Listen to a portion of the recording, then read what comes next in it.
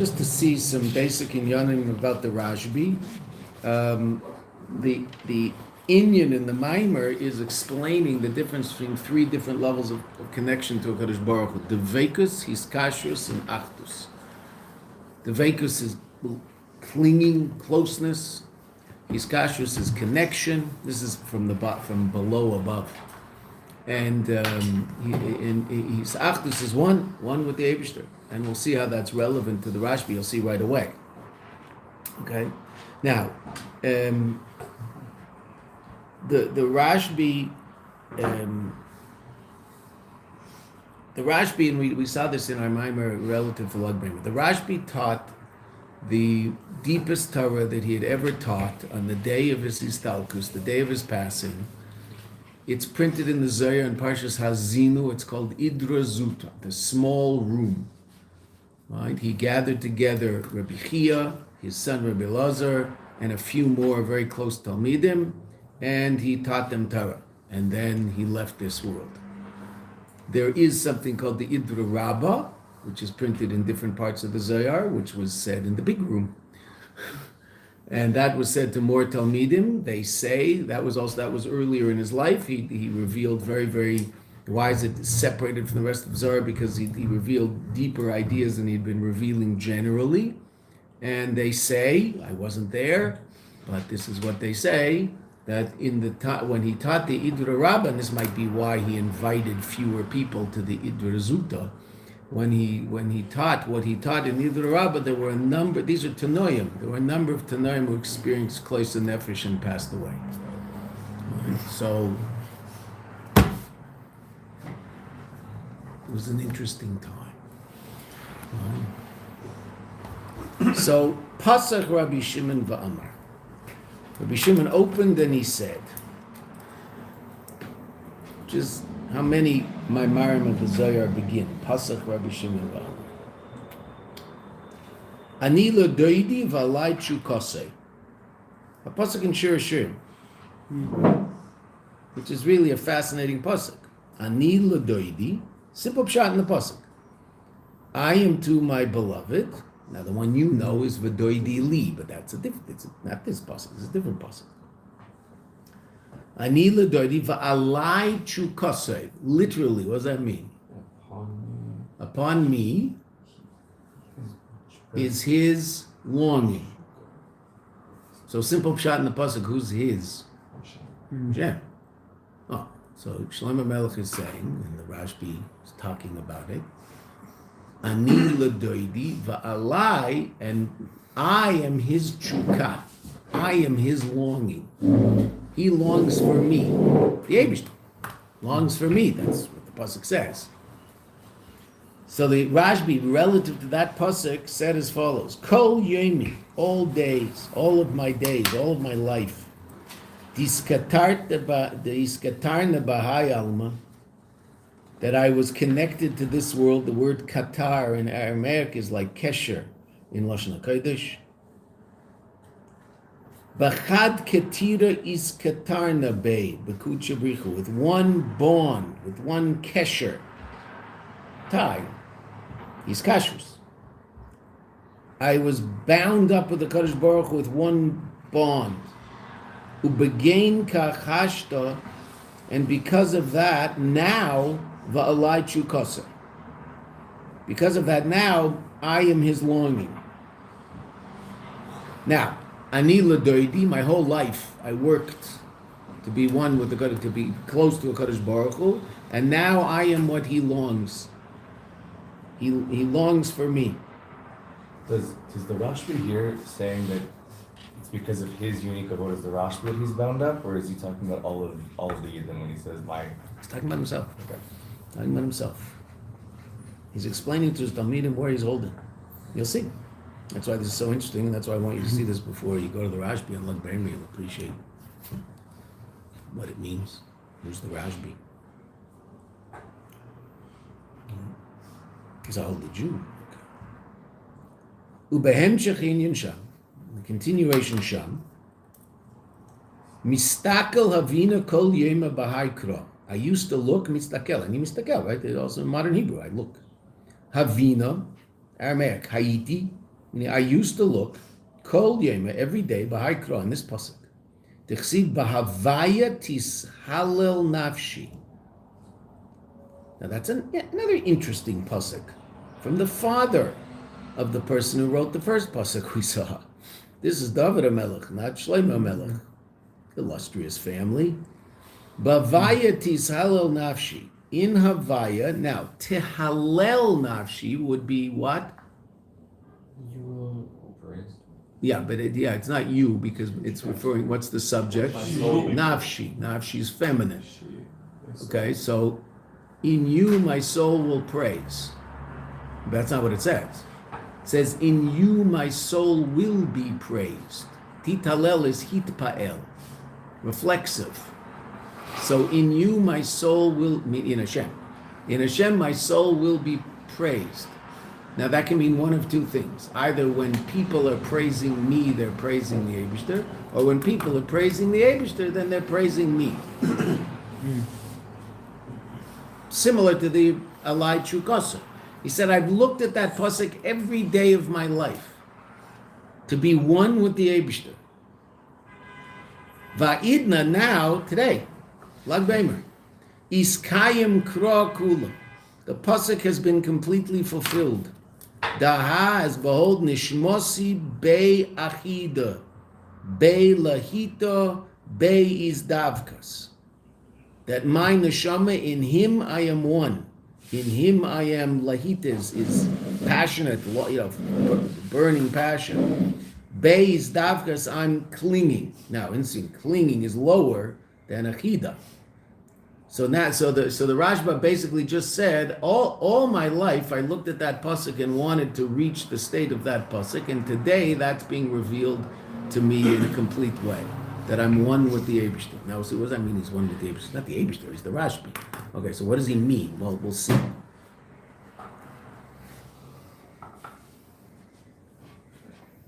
The b'meshech kol yemei chayav. Throughout all the days of his life, kol yemim, these katar nabayalm, all days that I was bound up in this world. Hayo Rashbi makusha b'kadosh baruch Hu. The Rashbi is connected to Kadosh Baruch Hu. That's certainly true. His whole life, even though he says, "My whole life I looked at this pasuk and obviously wanted to reach the level of this pasuk, and I finally reached it today." That's what he said. Hayidna. Now today I reached it. Beyachida. And what's that pasuk? That when someone praises the Eibishter, they're praising me, and when they praise me, they're praising the Eibishter because I'm one with the Eibishter. Again, I thought this means the Eibishter. We'll see what it means. But he's one with, as opposed to just connected to. So all of his life he was connected. Hayarashbi makusha b'kadosh baruch. He's katarna hu loshen kesher. He's katarna. That word which he uses is katarna bei bekucha brichu, right? In the second line, I was connected to a Kadosh Baruch Hu, lashon kesher, a bond, ukemei, and like. The Rebbe is now quoting the Frierdiker Rebbe's Maimer. A number of ideas here are explained in a Maimer of the Frierdiker Rebbe called Anila Doidi V'Alai Chukasei.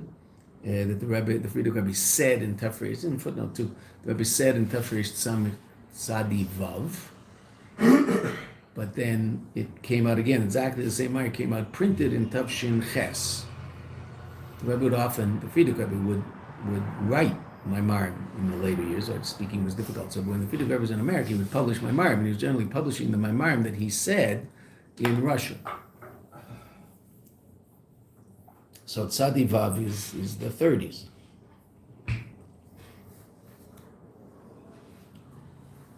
But it was printed in 1948 in New York. So this much of what the Rebbe is quoting here is from that Maimer. So in the brackets, the Rebbe says something that's really interesting, and in footnote 6, the Rebbe deals with it. But we're not going to learn footnote 6. We could learn it and understand it sort of, but basically, you know, footnote 6 is sort of one of those footnotes, and you always wonder why this happens, because the Rebbe writes the footnotes. The footnote is basically understood. If you've learned the whole mimer, then you understand what the Rebbe is saying in the footnote. I don't. It's like learning a Tosfos. You can't, they say that you can't really understand Tosfos until you've learned every Tosfos in Shas. Then you go back again, and now you finally understand what he said in the first one you learned. So sometimes that happens, and in this case, to truly understand what the Rebbe said, maybe we'll read it. We'll get a basic understanding of it. Why? What's bothering the Rebbe?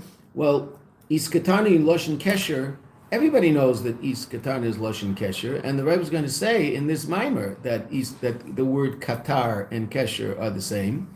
But here, for some strange reason, the Rebbe quoting the Frierdiker Rebbe, but the Frierdiker Rebbe quotes a Pasach. Why do you have to go to Pasach? Everybody knows Katar is Kesher. That's just every Targum of Katar, the Targum of Kesher is Katar. It's just... But for whatever reason, the Frierdiker Rebbe quotes a pasuk, and that's what's bothering the Rebbe in the footnote below. Kamei v'tikshar al yadei shani. He tied on his hand silk. V'tirgem v'ketart al yadei. He tied on his hand zehorisa, silk, something that's splendid, has splendor. Okay. So look at footnote 6. Say from Maimarim Tavshin Ches Sham V'rei L'Kam and Sif Base. See later, the Rebbe himself is going to say on the next page, Mi Torah from Torah of the Tzemach Tzedek, V'hem Shechi Nasish Ba'ad of 24. Shekol Kesher Shebapasuk Maturgam Loshen Kata. That's how you translate it. But so what do I need a pasuk for? I mean, everybody knows this. He's Katarda. V'yesh Leimar. Right? Seems to be that the Rebbe is explaining why the Frierdiker Rebbe quoted a pasuk. So we'll just see the beginning of it. The fact that in the Targum it says the word zehorisa for silk, hu gam miloshen zoyar va'ur, also is a language of ur. In other words, really, why the Frierdiker Rebbe quoted the pasuk was because he wanted that word to be mentioned. Ukemuvan gam mizeh shevayikra shmei zerach. Right, we call them zerach. The two children, Peretz and Zerach. Al shem zrichas mara shoni, because they tied the little piece of cloth on his hand, because his hand came out first, then it went back in, and then Peretz came out, and then Zerach came out. So based on the little piece of cloth, This is Rashbi's children? No. In Bereshis. Okay.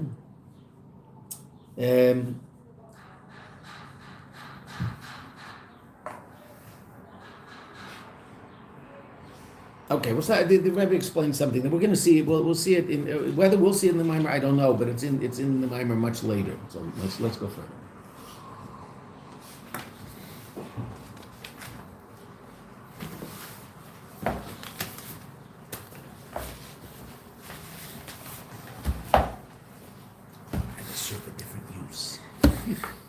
Everything's very useful. God gives us so many things that we can use for such good stuff. Okay. Hiskashrus he dafka b'shnei davar. Hiskashrus is two things. What does Rebbe mean? Hiskashrus means the bond between two things. There's two things, but they're connected. They're not one, they're two, but they're connected. Va'idna, now, b'yemi stalkusei, now on the day of his passing, he gil a darganai l'sheser, he reached a higher level, shenase chadim HaKadosh Baruch Hu be'achida. Now he says be'achida, I'm one with him. It's not that there's me and there's the Eibishter and I'm connected to him, somehow I'm one with him. Well, again, we'll have to understand what that means. V'hinei, even though this level of be'achida, he says that ha'idna, today, now, I've reached this level. Rak b'yem istalkusa, the Rebbe says an amazing thing. Since all the days of his life, and that's what the Rashbi said. He said, Mistaka lavina kol yema b'hai kra.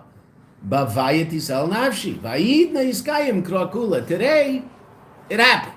But I've been looking at this pasuk every day.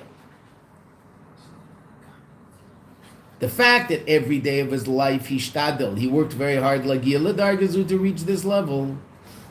And as he says, move on, it's understood. In general, on some level, obviously, something happened on Lag B'Omer, which the Rebbe is going to explain. But this basic level was a level that the Rashbi had relevance to, shaykhus to, his whole life. Gam b'chayev, even in his life. So the Rebbe brings 2 footnotes that are really fascinating. The second one is really mamish, just so the Rebbe. But the first one also is just simple pshat. 8. Look at 8. Lahar mimar chazal shebamakom shemachshavte shel adam sham hu nimsa. The place where the thought of a person is, that's where he's found. Now that can be positive or negative, right? If the person's thought is in the gutter, but he's busy doing mitzvahs all day long, so where is he really?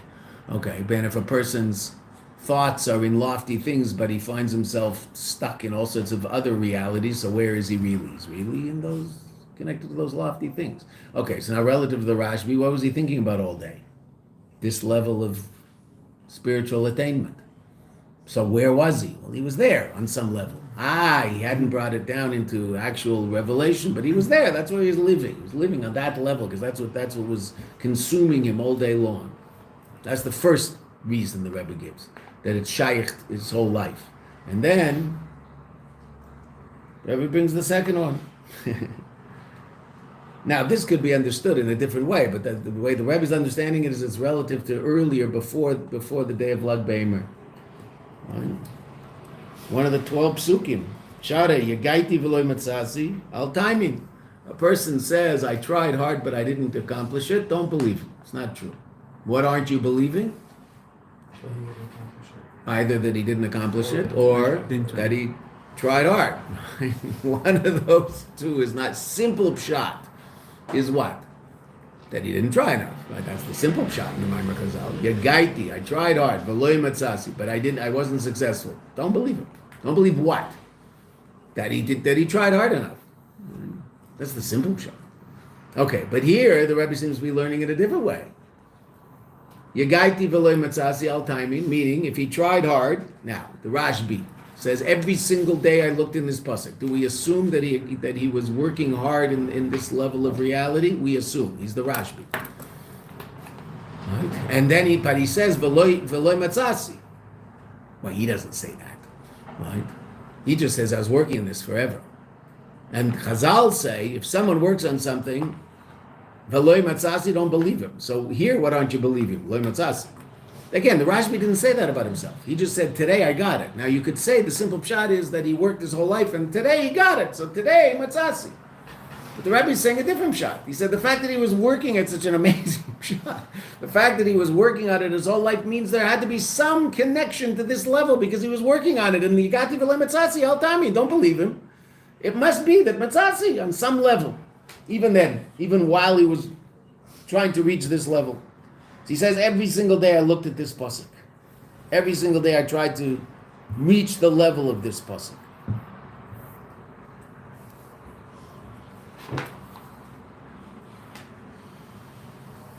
Now we'll see actually in Zohar Skukas, the Rebbe doesn't quote it, but it's just there because of the difference between Moshe Rabbeinu and Shlomo Melech. Shlomo Melech says his whole life he tried to reach the level of his conscious reality existing in Atzilus, and that he should understand the choik of Paraduma. And what does he say? V'lo ya'ala b'yadi.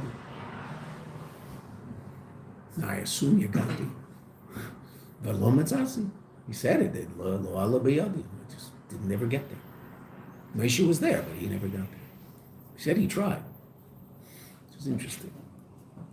But here, the Rebbe says that it must be the Rashbi is also shocked to this level his whole life. Okay, now what is this level? What are we talking about? This is a person walking around in Elam Hazim.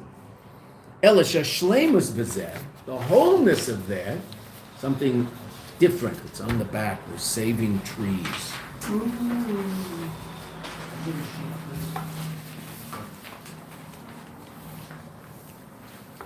Krakula, because he says Krakula, Ha'idno, Miskayim bikra kula. Now it's been completely expressed in me. Niskayim by ha'idna. Now it's been fulfilled, meaning on some level he was connected to this, but it may be in some pneumistic level, but now, mamish, his whole reality is the fulfillment of this pasuk. And what's that? Be achida. I'm one with him. B'yem istalkusa, the day of istalkus. Okay. Wow. So now the Rebbe says an amazing thing. What is ha'idna? What? What is ha'idna? Now. Ha'idna is now. Akshav. Ha'idna in Aramaic is akshav. Well, it means today, but it really means akshav. Right? Ukemuvan gam miyamavur behemshech tafresh samach vav. That's why this is sitting here, because rather than just, we'll just read a couple of. I'll read you a couple of lines of it, which just fills in some of the blanks here. And I think that'll be easier than me explaining it outside. I'll just read it to you inside and see. There's still going to be things we have to explain, but Baruch Hashem, we talked about them in the context of the Maimer we just finished, because God is good and makes sure that somehow things work out. The Rashbi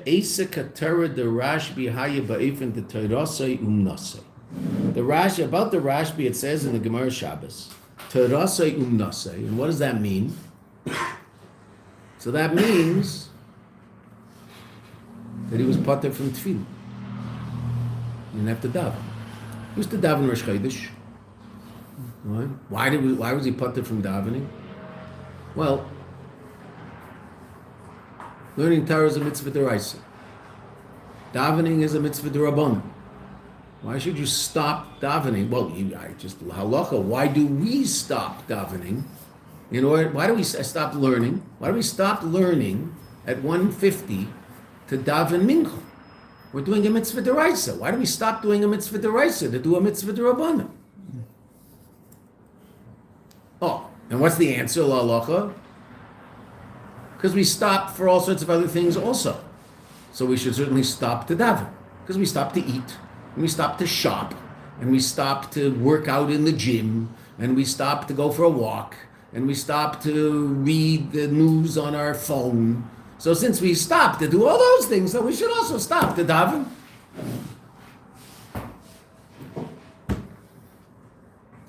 Just read a letter of the Rebbe last night, part of this project of the English letters. So the Rebbe was talking about a fascinating letter, unbelievable letter.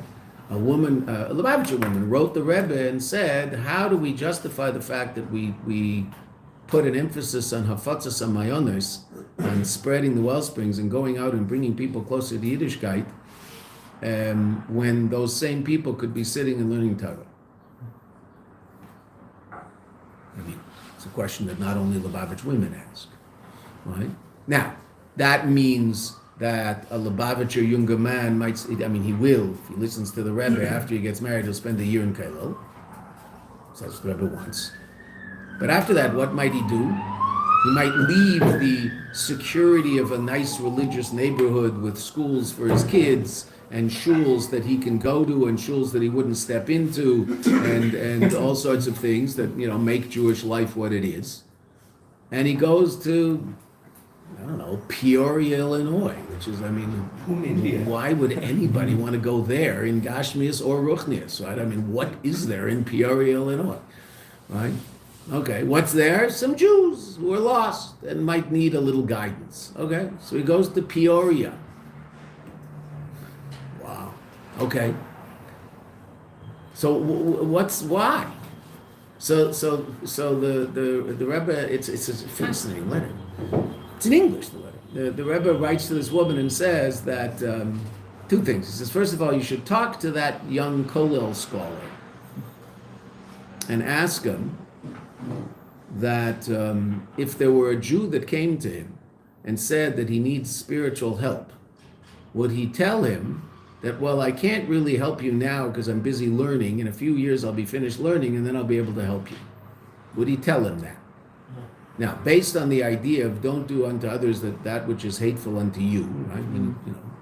So the Rebbe said, I think if the shoe were on the other foot, probably if he went to someone and needed help and that person told him that well, come back in a few years because I'm busy right now, he might not be so happy. So if that's how he would feel relative to someone doing that to him, so certainly shouldn't do it to that person. If the person needs help, it might be reasonable for him to say, well, maybe I should help this person right now. Then that's one aspect of the letter. And then the end of the letter, the Rebbe says, and in all fairness, the young Kollel scholar takes time off for other things, like worldly matters that have to be attended to. So maybe if he can take time off for worldly matters that have to be attended to, he should take time off to save the lives of the Jews who are in mortal danger of disappearing from the Jewish people. It's really an amazing letter. The Rebbe explains why we do what we do. Right? And then the Rebbe continues in the letter, and this might have been a little before and a little after, I don't remember exactly where. But this wasn't the situation 50 years, 100 years ago? 50 years ago, 100 years ago? The Rebbe says, right. Because the home was a kosher home, and the street was a Jewish street, and there wasn't worry of intermarriage, and there wasn't worry of assimilation. The Rebbe writes in English, so those are the words the Rebbe is using. But today, the Jewish house is on fire. And when a house is on fire, you don't stop and look up the laws of combustion. You do everything you can to put out the fire. Unbelievable letter. Lays it all out why we do what we do. So why did I think of it? Because the Rebbe says he's not learning all day anyway, right? So he could do. That doesn't mean he's not a serious Talmud Chacham. He's sitting and learning. Okay, but he's taking time off from learning to do other things. So take time off from learning. Go help another Jew who's dying, literally. I remember once Purim in our house. There used to be a bacher from down the road, where our house is, who he was the son of one of the guys who lived down, and he used to come to our Purim suit every year. And the reason he came, he said, was because he likes my wife's chicken. He used to eat a lot of the chicken, but I think he just liked the Chassidus Verbringen, and he used to just enjoy sitting there. But at one point he said, Lubavitch and us, we're all the same. What's the only difference is you leave the base medrash and go out to get those people and try to bring them in, and we wait until they come to us in the base medrash. But we're all the same. So I didn't say anything because I knew my wife would answer him, and it's always better to let your wife answer the guy because then he feels worse because a woman just showed him up. Right? So it's interesting in discussions with a particular Rosh Yeshiva here in Eretz Yisrael who wasn't overly ecstatic about the existence of Lubavitch. The Rebbe rarely ever answered any of his claims. He let the principal of the girls' school in Yerushalayim write an article in Kfar Chabad disputing everything he said. Meaning the machlekes was between the biggest Rosh Yeshiva in Bnei Brak and a principal of a school in Yerushalayim. The Rebbe says, "You're not arguing with me here. I'll send him to talk to you." But the Rebbe didn't send him. The Rebbe had nothing to do with it. Tuvia Bloy answered in Kfar Chabad magazine. That's where the answer would show up. Right? The only time the Rebbe ever responded to anything he said was when he said things against the Jewish people. When he said things against the Rebbe completely ignored it. But when he started saying things against the Jewish people, the Rebbe was fire in Verbringen. And once said he has to have his tefillin checked. Because it says in tefillin, V'ahavta es Hashem Elokecha. And if you love the Eibishter, you love his people. You should check his tefillin. The Rebbe doesn't say things like that, just stump to say things like that. He's not Donald Trump. The Rebbe's real. Right? So the Rashbi wasn't like that. The Rashbi sat and learned all day Torah Sayum Nasa. Now the Rebbe's going to explain what that really means, which is really astounding. Hainu she'esa keter shelo haisa ba'ifin dahamshachas mad. Mad is mayin duchrin. Maim, water, but it's maim because it's Aramaic. Mem yud yud nun. Duchrin. What's a dalet in Aramaic? A zayin. Yes, it's a shin when it's a preposition, but when it switches in a word, it's a zayin, right? Dahav is zahav, right? Okay, so in a word, it's a zayin. So what's that word? Zechurin, zecharim. What's that? Masculine waters. Keep reading. We'll see what this means. That his learning was an eifin of hamshachas mad. Now look what the Rebbe says. Udeloi keshara tanoim, and not like the rest of the tanoim. Who are we comparing the Rashbi to and showing that he was completely different and transcendent of them all? The guy running the Makolet down the block in Meron? No, all the other tanoim. Shalimut shalem ayubayfin dahalos man, the elevation of Mayan nukvin. What's nukvin? Nekeva. Feminine. Okay. And what's Mayim Duchrin and what's Mayim Nuchrin?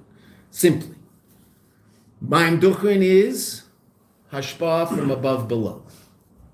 Mayim Nukvin is halah, elevation from below above. You and I are generally involved in the avodah of halos man, elevating the physical world to a higher place. The Mayim Duchrin is the hashpah from above. Mayim Nuchrin is elevating the world to a higher place. Because femininity is the makabel, is the receiver. Masculinity is the giver, and femininity is the receiver. That's how it works. Okay, so it works that way in Ruchnius, because that's how it works in Gashmi. Okay. Whichever came first. Okay. Mayim Duchrin, Mayim. So what does it mean his learning was an eifin of Mayim Duchrin? Okay, let's just see something that the Rebbe says is quoted in Samach Vav. So I'll just read you the words in Samach Vav. It's not, don't worry, Samach Vav, it's, some of it's hard, some of it's understandable. So the Rebbe says like this, I'll just read it and translate it. V'zeu b'Hashem atzmei tishalo v'tislaiv nafshi. And this is what it means, that pasuk, b'Hashem tishalo nafshi, the pasuk that we saw. So now, what's the context of what the Rebbe Rashab is talking about here? He's talking about the difference between two things that we just talked about, and we're going to mention them after we read the words. Just going to read 2, 3, 4 lines, 5 lines. The Rebbe is explaining in the Maimer before, this is the beginning of Samach Vav. It's a Maimer V'chulo Shamayim, right? Gracious. The Rebbe is talking about the difference between Ritzay V'Shev, which we talked about in the Maimer, and Mati V'lo Mati, which we talked about in our Maimer. Now, the reason we talked about it is because in Usvartim, the Rebbe mentioned Mati V'lo Mati. And what did we say the difference is? Ritzay V'Shev is the avodah from below. Mayim Nukvin, right? That's avodah from below. What's that? The neshama goes up, the neshama transcends reality, and then comes back. In other words, our relationship to reality is that there's a world and we're trying to elevate that world to a higher place. And our main task is in the world and worldly in a positive way. What's Mati V'lo Mati? We said Mati V'lo Mati is Milamayla Lamata.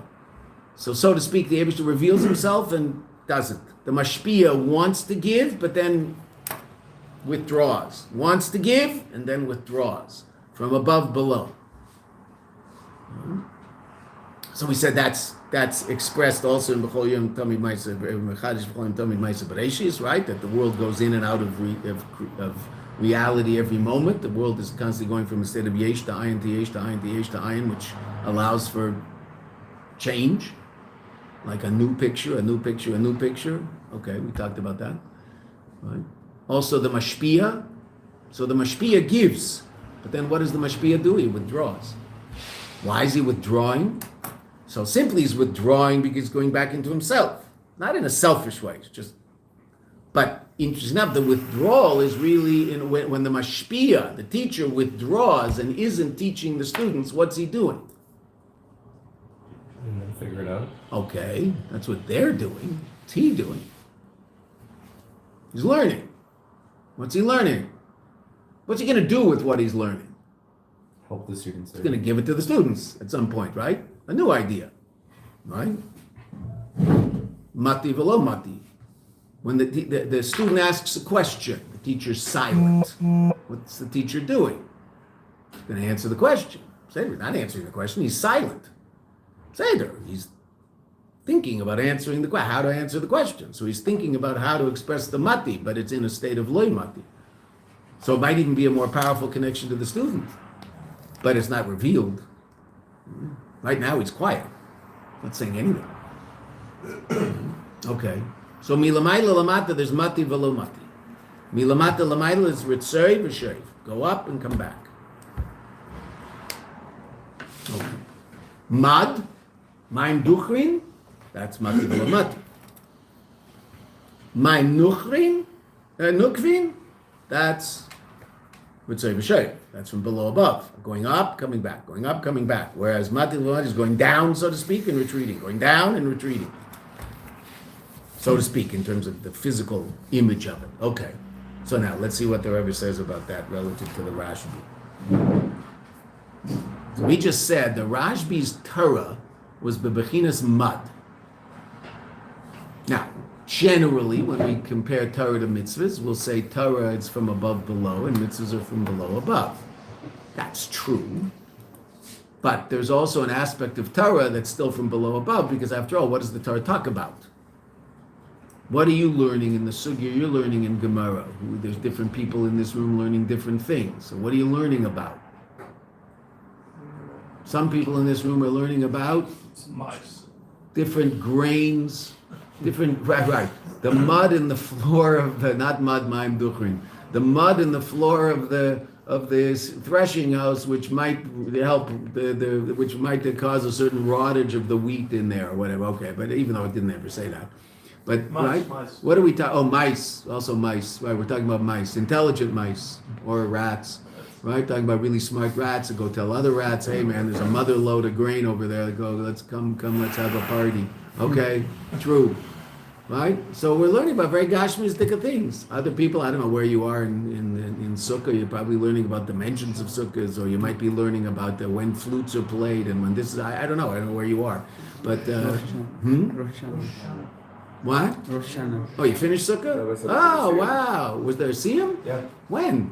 Purim. The competing Suda was a Siyum. Yeah, chaval. Why not make it in the yeshiva? What a chaval. Not competing. Not competing. Chaval. Okay, whatever. I would have gone. Left you guys in my house and go. No, mamash chaval. Okay. So the Rebbe says what? Shehu Ratzon. Shehu in Bei Achida. In him I am united. The Rebbe wasn't talking about the Rashbi. He was talking about Ritzei v'Sheiv and Mati v'Loi Mati. So now he brings up the Rashbi. Haisa Gam Kein Torase Shel Rashbi Benigla. The Rashbi's Torah in Nigla was Mati v'Loi Mati, not Ritzei v'Sheiv. We'll talk about that in a second. Shahaisi Torase Umnase Perish Kli Shaloi. Shaya Yodeya HaPanimius V'Kol Pshute Halachas. He knew the inner meaning of all the basic halachas in Nigla.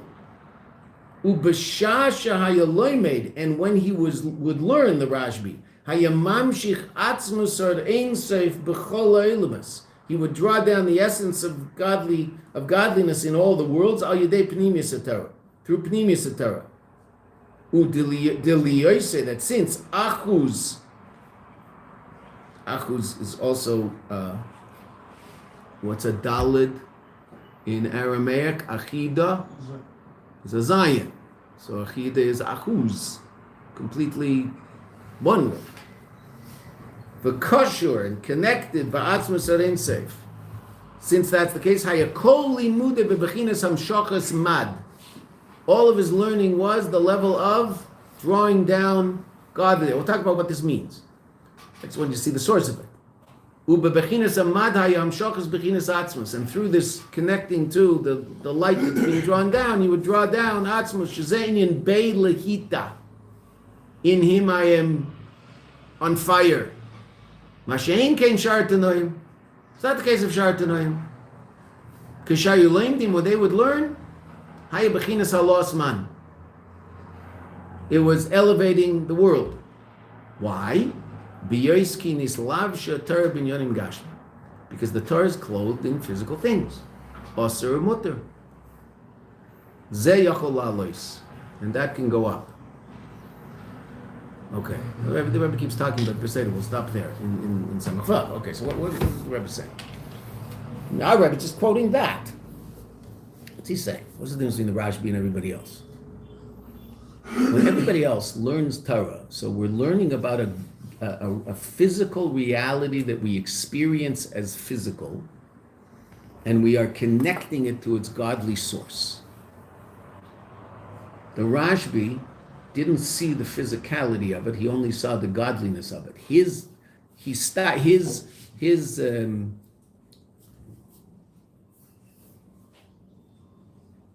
vantage point of experiencing physicality was he saw the elokus in the physicality and not the physicality itself. They say by the Rashbi that there was no korban bias.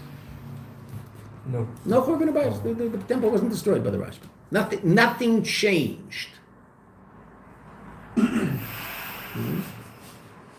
So the Rashbi saw the ruchnius, as the Rebbe said, the pnimius, the ruchnius of everything, saw the godliness of everything. So from, so to speak, from what vantage point is he looking? From above, mud. He's not living the Mayim Nukvin. He's living the Mayim Duchri. Everybody else is Rabbi Akiva, Rabbi Shmuel, not simple people. Everybody else is seeing the physical reality and elevating the physical reality. And when they did this, they knew how to do this. Elevating the physical reality to its source and elokus. What's the Rashbi all about? Not Ritzay V'Shev, not taking the lower level and elevating it to a higher level. Mayim Nukvin. The Rashbi is all about appreciating reality from the perspective of above. So he doesn't see the Gashmias, he just sees the Ruchnius of it, the godliness of it. He doesn't see the physical cow, he sees the physical cow as an expression of godly reality. And therefore God's Ratzon is also expressed in the context of this physical cow. But he doesn't see it's the physicality of the cow isn't the conscious reality of the Rashbi. What's there in that cow? Well, there's the physical reality of the cow, and there's the godly reality of the cow. Okay, so which one do we see? Well, we see the physicality, and we're aware of the godly one. What does the Rashbi see? He sees the godliness of it. Is he aware of the fact that there's a physical expression of this? Of course he's aware of that. How can he not be aware of that? But that's not what he sees. What's that like? Well, we said there was no korban bias by the Rashbi. So how's the Rebbe explain the difference between Yemei Mashiach and now? Now, how do you and I experience reality? Elokus is a behis chadshus. Elokus is a chiddush, something we have to think about and contemplate and work very hard to connect to. And Metzius, created reality, is bepshitus, is obvious. You don't have to convince me there's a table in front of me. I experience the table in front of me. You might have to talk to me about the fact that the table is really an expression of godly energy. That's already something that if I don't understand, you might want to teach me. Okay, but you don't have to teach me. You might want to teach me the physics of the table, but the existence of the table is not a chiddush to me. The existence of the table is obvious, bepshitus. So in Golus, in our situation now, so Metzius, created reality is bepshitus, is obvious, and Elokus, the godliness of it, is bischadshus. It's a chiddush. It's something novel that I have to think about and contemplate. Why do I get up in the morning and learn Chassidus? Rabbi actually said a joke. Why? Because what happens? B'Yemei Mashiach, what's it going to be? The opposite. Elokus will be bepshitus, godliness will be obvious, and Metzius will be b'hischadshus. I'll have to remind myself of the existence of physical reality. I have to remind myself I can't walk through the wall. I don't understand. How does that work? Well, I don't understand. What's here in this room right now? Physical reality or godly reality? Both. Which one are you and I aware of? The physical reality. Which one are we trying to be aware of? The godly reality. B'Yemei Mashiach will be the other way around. What will I be aware of? The godly reality. What will I require a certain amount of contemplation to continue and aware of physical reality. So I won't have to remind myself to do a mitzvah. I won't need a Sphere Omer counter, thing on the phone to remind me to count Omer. But I will need something to remind me to eat breakfast. No one needs that. Right? Everybody eats breakfast. Okay. It would be just a different way. So where's the Rashbi now? There.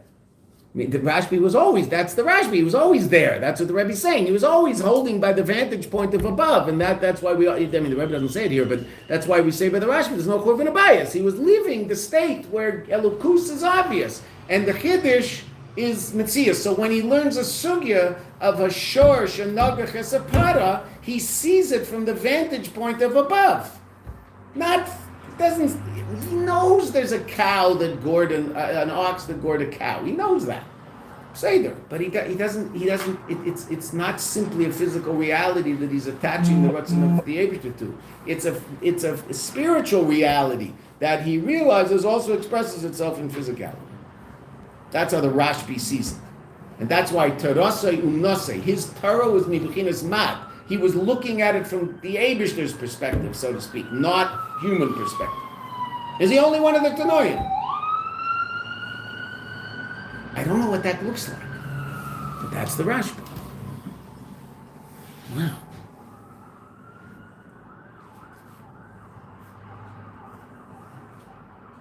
Because Torasei Umnosei doesn't simply mean that he learned more than everybody else. Everybody else was learning. I mean, what were these gentlemen doing? My goodness. What, Rabbi Akiva was taking off time to play Parcheesi? Right? No. Somehow the Rashbi's Torah was qualitatively different than everybody else's. Amazing. And everybody else are Tanoim. The way the Rashbi lives now. Right? So okay, say it, but I think that I learned like the Rashbi. Which also, hopefully, now it relates to the other Tanoim also. Hopefully that's when we learn their Torah, we appreciate whose information we have the tremendous schus to be involved in. Not just Rabbi Shimon, also Rabbi Yehuda, everybody. Are we looking calling the Rashbi's Torah higher than other Tanoim? His learning, the Torah is the Torah, but his learning of Torah was qualitatively different than everybody else's. That's why he was the one who was able to reveal Pnimis Torah. Right? They all understood ideas about Pnimis Torah, but who was the one who was zeicher to be the kli in Olam Hazeh for revealing the Torah that's ultimately responsible for the fulfillment of the purpose of creation? Rashbi. It wasn't, by chance. The Rashbi was different, special. It was special.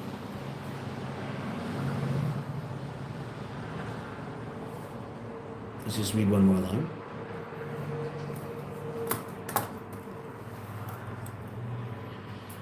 We'll read two more lines. There's a period. Which we just read. Udeloy keshar tanoim, not like the other tanoim shalimut shalem hayabayif and dalos man. Hu inyan the bei achida bei lahita. That's interesting. Bei achida is in brackets, right? Because really, bei achida is what he came to only in a revealed level on the last day of his life. But based on what the Rebbe said before, his Talmud Torah Bechlal was always on a certain hidden level but it was only revealed fully on the last day of his life. Whereas every day, what was revealed, Bei Lahita, this fiery connection to godliness. But that which his Torah was his. Now, umnato means his trade, his craft. Better word, his craft. I mean, all he did was learn Torah. But again, the Rebbe is not talking in quantity. He's talking there's a qualitative difference between the Torah of the Rashbi and everybody else. There's simple pshat, the way people usually learn pshat, but obviously there can't be this simple. It's quantity. What the only difference was quantity? He learned more time, more hours. Well, I understand. He didn't sleep. probably went to sleep now and then.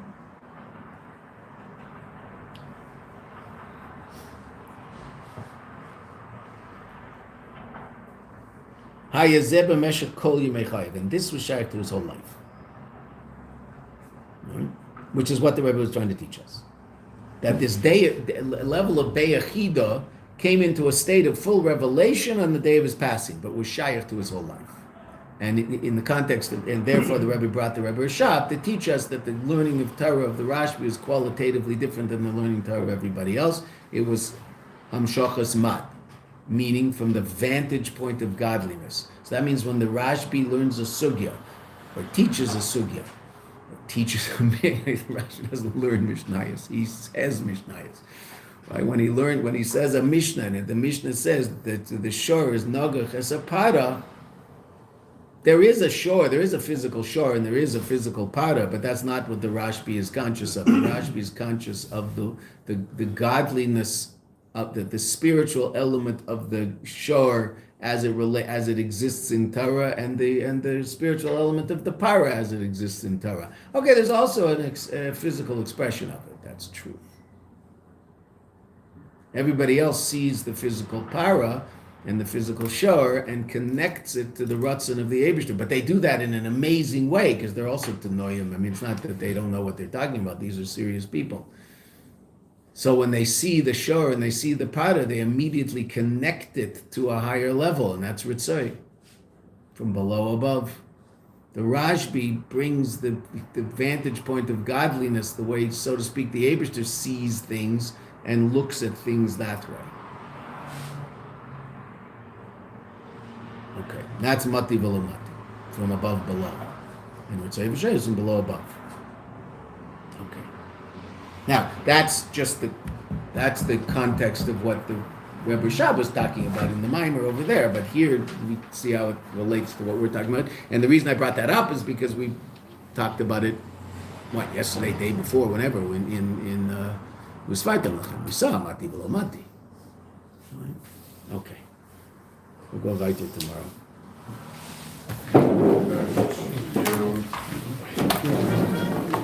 If there are any more copies floating around, could they please make it to the... No, that's it? How many people in there? I made 12 copies. Can that be 11 people? I mean, I have one.